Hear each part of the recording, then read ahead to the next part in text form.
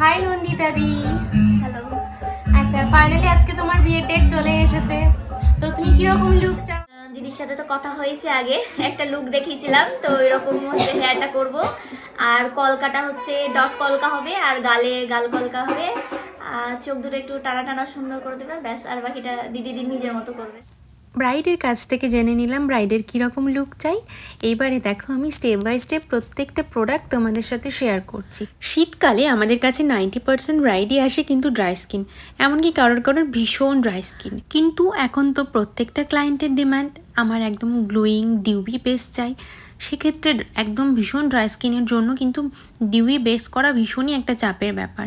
সেক্ষেত্রে skin preparation কিন্তু খুব যত্ন নিয়ে খুব ভালোভাবে করতে হয়। স্কিন প্রিপারেশানের ওপরে সব থেকে বেশি ধ্যান দেওয়া উচিত।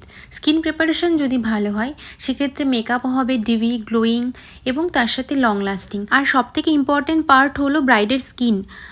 আমাদেরকে এখন প্রত্যেকটা ব্রাইড মিনিমাম 6-7 মাস আগে বুক করে, তো সেই 6-7 মাস প্রত্যেকটা ব্রাইডকে আমাদেরকে প্রপারলি গাইড করতে হবে। ব্রাইড যেন স্কিন কেয়ারটা খুব ভালো করে এবং প্রপারলি যেন জল ফ্রুটস এগুলো খুব বেশি বেশি করে খায়, স্কিন যেন তার হাইড্রেট থাকে।